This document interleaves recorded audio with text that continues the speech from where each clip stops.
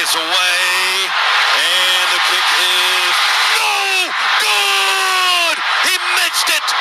Oh my goodness! What the heck happened there? Gilbert missed it. Tennessee fans behind the uprights were cheering, and then they weren't. Dogs are alive with 3 seconds to go. Alright guys, Georgia wins a crazy game versus Tennessee 44-41. Number A, or letter A, the number one point, the greatest win in this series for the Georgia Bulldogs. Number 2, one of my favorite Georgia-Tennessee games of all time. I think we're in agreement with this too. It's top 5, one of Georgia's greatest regular season games of all time. Georgia-Tennessee comes out firing Georgia. Tennessee goes up 7-0. Georgia then ties at 7-7. Tennessee then goes up 21-7. Tennessee offense is cooking. I mean, they're playing great. Second half, Georgia comes back, scores a touchdown, takes a field goal, kicks 2 field goals, I believe. Tennessee just starts firing back. And here's the thing with Tennessee: when they scored today, it was not bang, bang, bang. It was just bang. It was one shot. It was a 60-yarder. It was a 50-yarder, a 70-yarder. Tennessee, and I want to say this just to be honest, that might have been the best game Tennessee's ever played in the last 10 or 15 years that they lost. I mean, the Vols just played terrific. So it's a shame somebody had to lose this game, but I'm glad it was Tennessee and not us.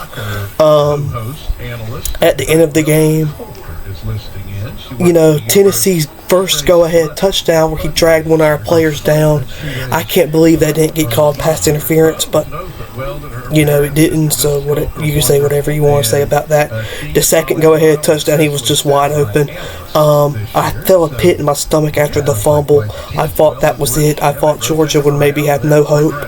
I thought maybe if we get a stop, we could drive down the field and tie it, but you still needed a 2-point conversion. Wow, what happens? Tennessee has to kick a field goal. Georgia defense stops them. They kick a field goal, and the rest is history. Georgia wins. Georgia scores a touchdown on 4th and 6. Stockton to London Humphreys. Great throw by Gunner, and even better adjustment by Humphreys to make the catch. That catch looked very just like Stafford to Henderson in 2007 against Alabama. The way Humphrey had to turn around in the air and to locate the ball and catch it. But I'll tell you what even a better play on a 2-point conversion, the pass to, was it ETN, or not ETN, excuse me, I think it was Frazier who caught the 2-point conversion pass. I don't know, I was jumping up and down beyond myself already, so I can't remember who caught the 2-point conversion, but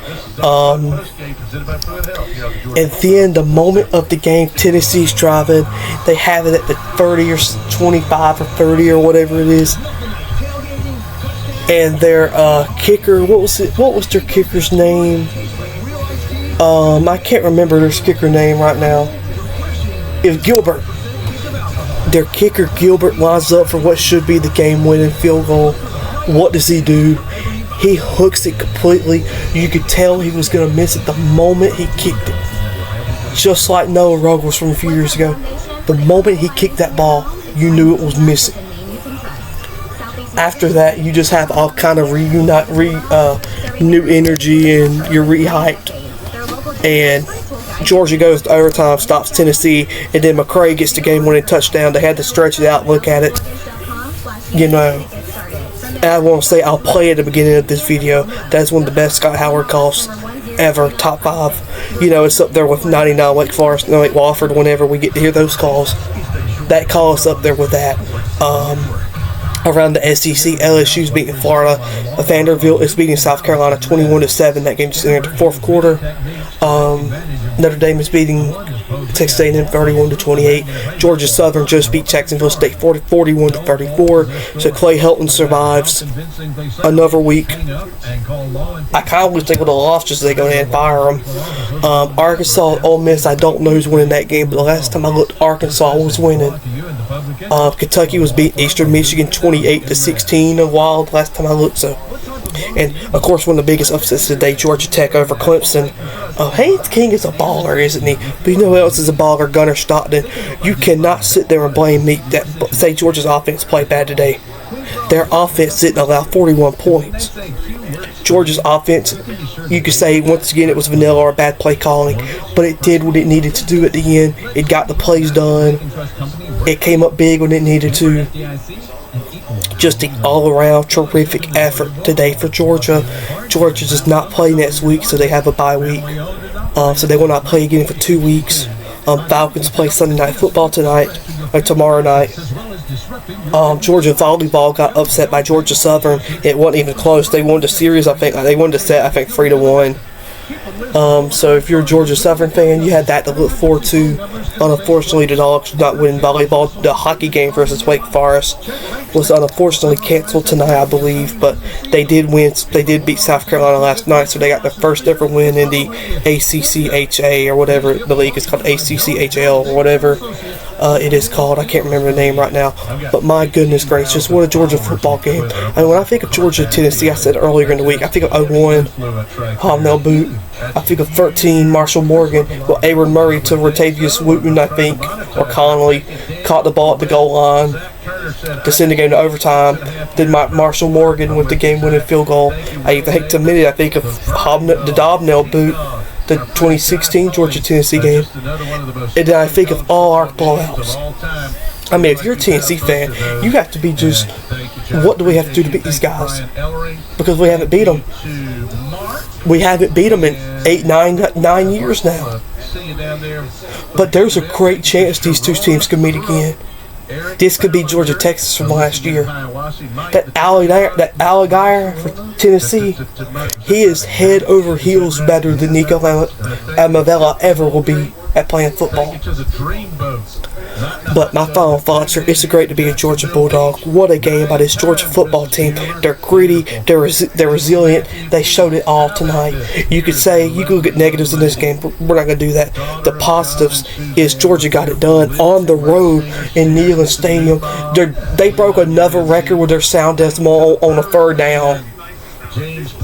But it also proves, just like how when Tennessee grabbed our player down and supposed to score a touchdown with 6 minutes to play and then they get called, you know, it always comes back to bite you in the butt at the end. I can't believe he missed the field goal. I mean, it was 29 yards or something like that. It was a chip shot. If it would have been a 50-yarder or something, it would have been different. I can't believe he missed that field goal. I just can't. I'm real happy to be here. And I'm really glad Tennessee's offense got so stagnant in overtime. I don't know what they were doing. But here's the thing. Georgia's offense getting conservative almost cost us.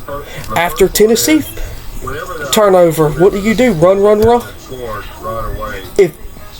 If those possessions weren't field goals instead, if they were touchdowns, you don't even go to overtime because Georgia wins by double digits. So you know what? But you can take it that way if you want. Georgia wins at 44-41 over the hated Tennessee Volunteers in one of the best college football games I've ever watched.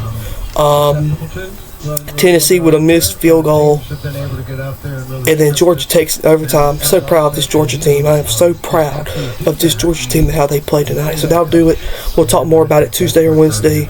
Hopefully the Falcons win tomorrow, but I can go a lot. The Braves did lose, I think 6-1 or 6-2. It was the Braves season's winding down, but I would sacrifice all of them for Georgia to win tonight, and they did. So Georgia wins at 44-41 in overtime.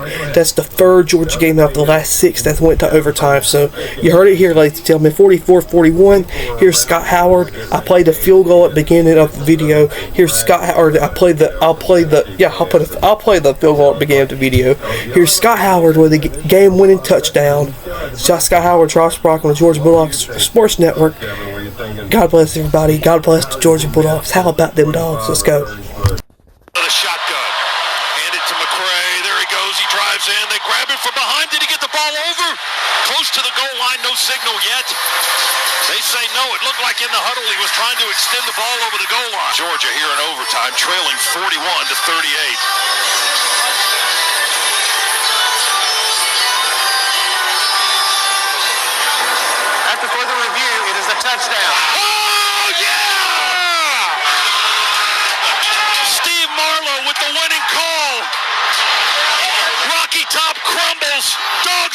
scores 44-41 in overtime.